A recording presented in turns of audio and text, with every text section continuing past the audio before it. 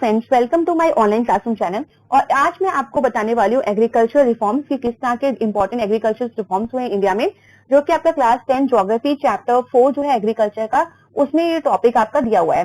ठीक है, तो वीडियो को स्टार्ट करने से पहले मैं आपको ये भी बता देना चाहती हूँ कि इस चैनल पे आपको इस तरह की और वीडियोस आपके सिलेबस से रिलेटेड, आपका जो मैथ वर्क होता है, आपके जितने भी वीडियो एक्सप्लेनेशन है, जितने भी चैप्टर्स के, वो मेरे चैनल पे अवेलेबल हैं।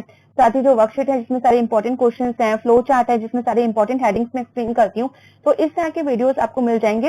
तो इस चैनल को प्लीज सब्सक्राइब कर लीजिए और इस वीडियो को लाइक और शेयर भी करिए। तो देखिए, एग्रीकल्चर रिफॉर्म स्टार्ट करते हैं। तो सबसे पहली बात, एग्रीकल्चर रिफॉर्म जो बुक में दिए गए इस चैप्टर में, वो 2 टाइप्स के हैं, टेक्नोलॉजिकल एंड इंस्टीट्यूशन। ठीक है, इसके साथ ही देखिए जो टेक्नोलॉजिकल रिफॉर्म्स हैं उसमें किस तरह के मेन पॉइंट्स आ रहे हैं। ठीक है, तो मैं आपको एक एक एक्सप्लेन करने वाली हूँ। तो देखिए, फर्स्ट ऑफ ऑल आपका ग्रीन रेवोल्यूशन। देखिए, ग्रीन रेवोल्यूशन जो है वो रिलेटेड है आपका एग्रीकल्चर से ही। और ये यहाँ पे आप याद रखिए, ग्रीन रेवोल्यूशन में क्या थे, जितने भी मॉडर्न मेथड्स ऑफ फार्मिंग थे उनको यहाँ पे यूज किया गया था, यहाँ पे स्टार्ट किया गया था। आप कह सकते हो जैसे कि मॉडर्न मेथड ऑफ फार्मिंग में आपके हाई यील्डी वैरायटीज सीड्स आते हैं, ट्रैक्टर्स आते हैं, इरिगेशन के डिफरेंट वेज जो इरिगेशन है, मॉडर्न वेपन्स आते हैं, टूल्स आते हैं एग्रीकल्चर से रिलेटेड, और साथ ही आपके केमिकल फर्टिलाइजर्स आते हैं जो हर तरह से जो प्रोडक्शन है, जो ग्रेन्स की प्रोडक्शन है, किसी भी तरह के एग्रीकल्चर प्रोडक्शन को इंक्रीज करते हैं और प्रॉफिट अर्न करते हैं इससे फार्मर्स। तो इस तरह से ग्रीन रेवोल्यूशन जो है वो स्टार्ट हुआ था इंडिया में, और इसके जो फादर हैं वो एम एस स्वामीनाथन है जिन्होंने ये स्टार्ट किया था। मूव करते हैं नेक्स्ट, जो टेक्नोलॉजिकल रिफॉर्म हुआ था एग्रीकल्चर के फील्ड में। आप थोड़ा सा ले सकते हो इसको, क्योंकि यहाँ पे इंडिया में देखा जाए तो मिक्स्ड फार्मिंग होती है। ठीक है, जब मैं टाइप्स ऑफ फार्मिंग आपको एक्सप्लेन किया था, अगर आपने वो वीडियो नहीं देखी तो प्लीज देख लीजिएगा, वहाँ पे मैंने मिक्स्ड फार्मिंग आपको एक्सप्लेन किया था, जहाँ पे जो फार्मर्स होते हैं वो एग्रीकल्चर तो करते ही करते हैं, साथ में एनिमल्स को भी डोमेस्टिकेट करते हैं, एनिमल्स को भी पालते हैं, जिससे कि वहां से भी उनको एक्स्ट्रा प्रोडक्शन, एक्स्ट्रा इनकम वो अर्न कर सकते हैं। तो व्हाइट रेवोल्यूशन जैसे ग्रीन रेवोल्यूशन रिलेटेड है आपका एग्रीकल्चर से to increase the production in agriculture. Same जो व्हाइट रेवोल्यूशन है वो है आपका रिलेटेड टू मिल्क से, और to increase the production in milk. ठीक है, इनके जो फादर हैं वो वर्गीस कुरियन है, और किस तरह से जो न्यू टेक्नोलॉजिकल रिफॉर्म्स किए गए, जैसे कि व्हाइट रेवोल्यूशन को स्टार्ट किया गया ताकि फार्मर्स ज्यादा से ज्यादा यहाँ से भी प्रॉफिट अर्न कर सके। इसके बाद मूव करते हैं नेक्स्ट हेडिंग पे। तो देखिए, जो एग्रीकल्चर रिफॉर्म्स है इनको हम एक तरह से कॉम्प्रिहेंसिव लैंड डेवलपमेंट प्रोग्राम भी कह सकते हैं, क्योंकि इसके अंदर ही जितने जो भी पॉइंट्स हैं, देखिए एमएसपी है, क्रॉप इंश्योरेंस है, केसीसी है, ठीक है, ये सारे पॉइंट्स अगर देखा जाए वास्तव में तो वो कॉम्प्रिहेंसिव लैंड डेवलपमेंट प्रोग्राम के अंदर ही ये सारे पॉइंट्स आते हैं। ठीक है, तो अब कॉम्प्रिहेंसिव लैंड डेवलपमेंट जो प्रोग्राम है वो है क्या। तो कॉम्प्रिहेंसिव लैंड डेवलपमेंट जो प्रोग्राम है वो इंडिया में 1980s से 1990s तक इंट्रोड्यूस किए थे, और इसके अंदर गवर्नमेंट ने काफी सारी जो स्कीम्स आप कह सकते हो, काफी जो मेजर्स थे to improve the agriculture condition, agriculture को रिफॉर्म करने के लिए काफी कुछ चीजें जो थी प्रोग्राम्स को स्टार्ट किए थे। तो इसी में आपका सबसे पहले आता है एमएसपी। देखिए, एमएसपी क्या होता है, मिनिमम सपोर्ट प्राइस।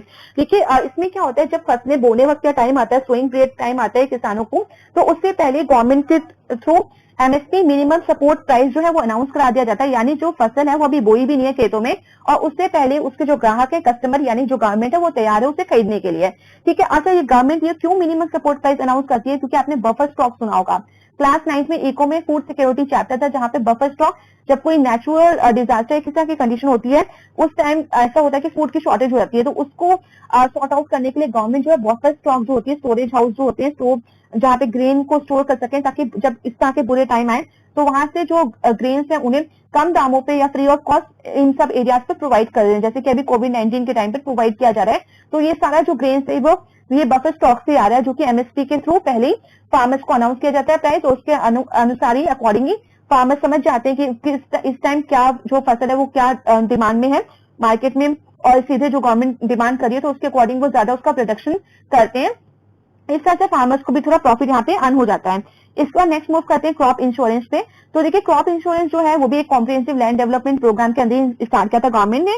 और देखिए, कोई भी जो फसल होती है उसका क्या करते हैं, जो फार्मर्स होते हैं वो इंश्योरेंस करा लेते हैं, जैसे हम लोग इंश्योरेंस कराते हैं ना, एलआईसी वगैरह, तो इस टाइप की इंश्योरेंस होती है, कार इंश्योरेंस होता है, होम इंश्योरेंस होती है। इसी तरह से फार्मर्स के लिए क्रॉप इंश्योरेंस इंट्रोड्यूस किया गया था।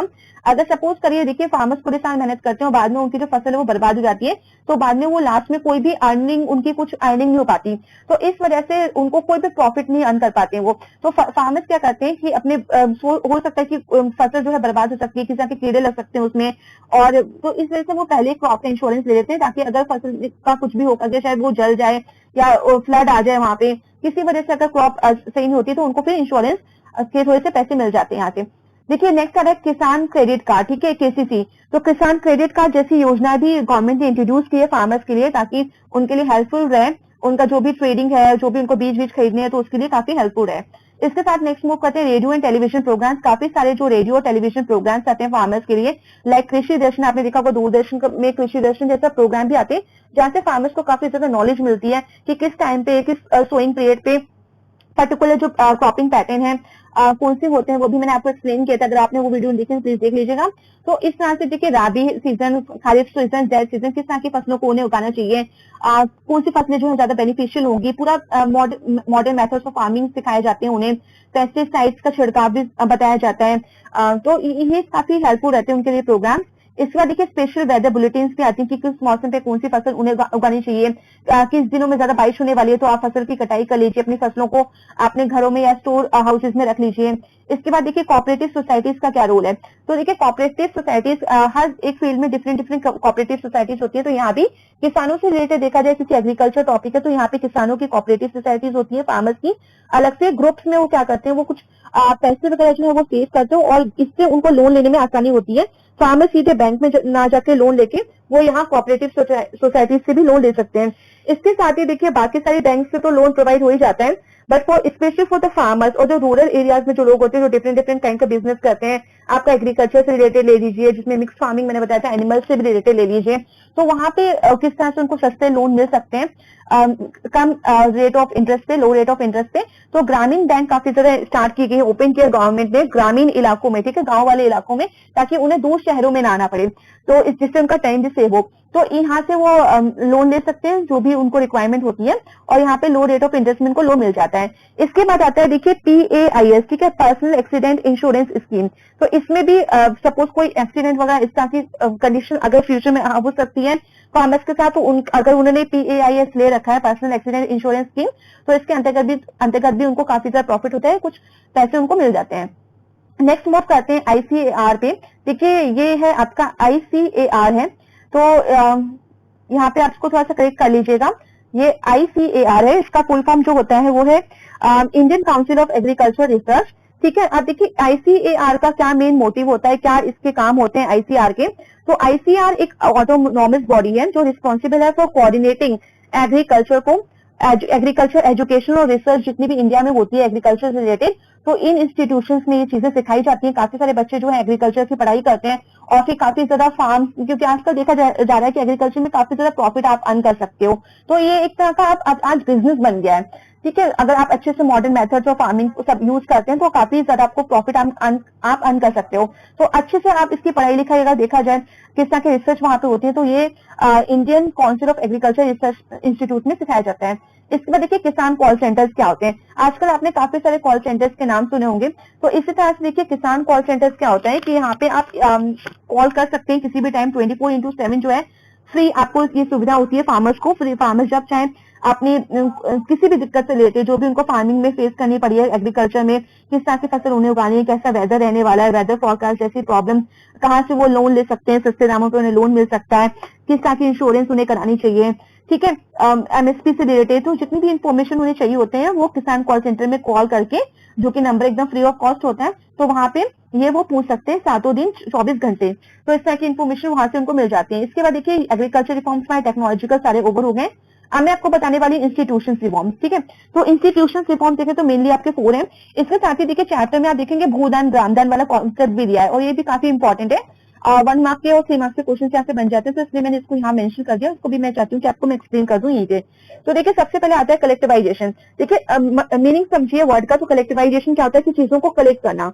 क्या कलेक्ट करना है यहाँ पे, क्योंकि बात हो रही एग्रीकल्चर से, तो यहाँ भी लैंड से रिलेटेड ये चीजें, तो एक तरह का प्रोसेस समझिए जिसमें हम फार्म लैंड जो होते हैं उसको एग्रीगेट करते हैं, ठीक है, एक साथ लाते हैं, इसी को हम कलेक्टिवाइजेशन बोलते हैं। इसमें क्या करते हैं, जो मल्टीपल जो फार्मर्स होते हैं वो सारे के सारे अपने होल्डिंग्स को, जितने भी उनके जो लैंड है उनको एक साथ मिला के रन कराते हैं बिजनेस को, एक जॉइंट इंटरप्राइजेस की तरह। कंसोलिडेशन क्या है, नेक्स्ट देखिए कंसोलिडेशन क्या है। तो इसमें क्या करते हैं, कन्वर्टिंग जो मैनी स्मॉल फ्रेगमेंटेड जो इंडिया में लैंड होल्डिंग्स है, क्योंकि देखिए इंडिया में देखिए आपको याद होगा क्लास 9 में हमने विलेज पालमपुर वाला चैप्टर पढ़ा था, तो वहां पे आपने लैंड होल्डिंग्स देखी थी। कुछ लोगों के पास काफी बड़ी लैंड होल्डिंग्स थी और कुछ लोगों के पास बहुत ही कम छोटी लैंड होल्डिंग्स थी।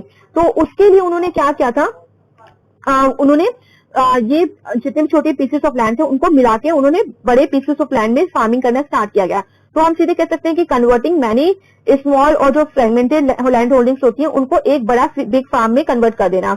इसके साथ ही देखिए स्कैटर्ड फार्म्स भी होते हैं, जिस तरह से डिफरेंट डिफरेंट स्कैटर्ड फार्म्स में बचे होते हैं लैंड पीसेस ऑफ लैंड, तो उनको एक कर देना जिससे कि टाइम भी बचे, एनर्जी भी बचे, मनी और लेबर भी बच जाए।